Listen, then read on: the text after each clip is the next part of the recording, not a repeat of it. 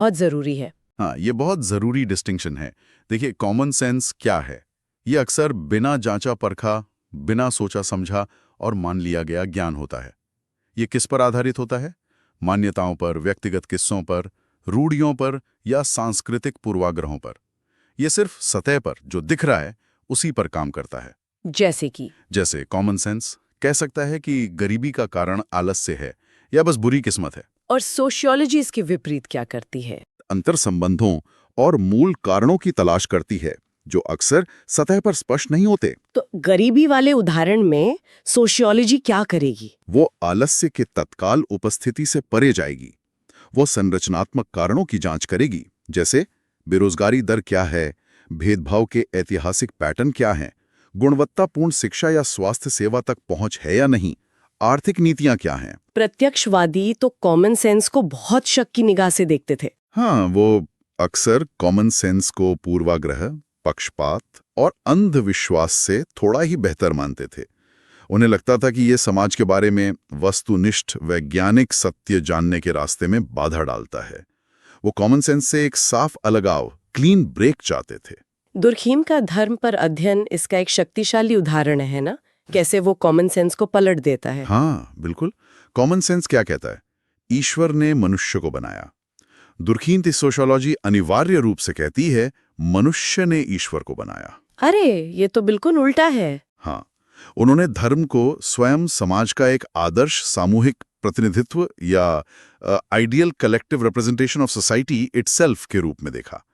उनके अनुसार धार्मिक विश्वास और अनुष्ठान किसी अलौकिक प्राणी के बारे में नहीं थे, बल्कि वो तरीके थे जिनसे समाज अपनी संरचना, अपने नैतिक कोड, अपनी सामूहिक शक्ति खुद को ही वापस दिखाता था। एक तरह से ये समाज द्वारा स्वयं की पूजा करना था।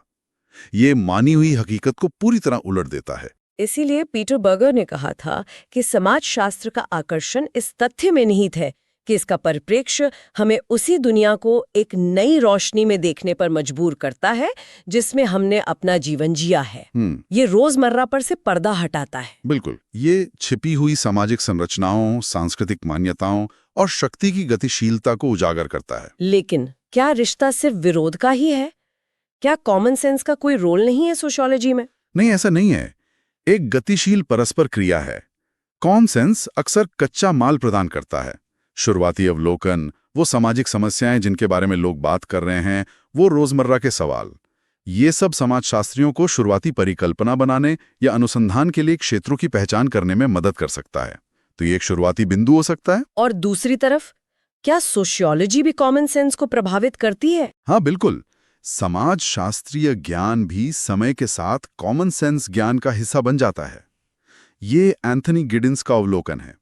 एक बार जब समाजशास्त्रीय अवधारणाएं जैसे वर्ग संघर्ष, सोशलाइजेशन, लिंग भूमिकाएं, कल्चरल कैपिटल, यहाँ तक कि स्टीरियोटाइप शब्द भी शिक्षा, मीडिया आदि के माध्यम से व्यापक रूप से चर्चा में आ जाती हैं और स्वीकार कर ली जाती हैं, तो वो आम बोलचाल में प्रवेश कर सकती हैं। अच्छा। और फिर यह आकार देना शुरू कर देता है कि कैसे आम लोग दुनिया को समझते हैं और उसके बारे में बात करते हैं। ये एक तरह से नए कॉमन सेंस का हिस्सा बन जाता है। ये तो बहुत दिलचस्प है।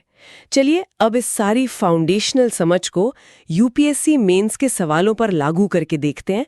इससे एस्पिरेंट्स को अंदाजा लगेगा कि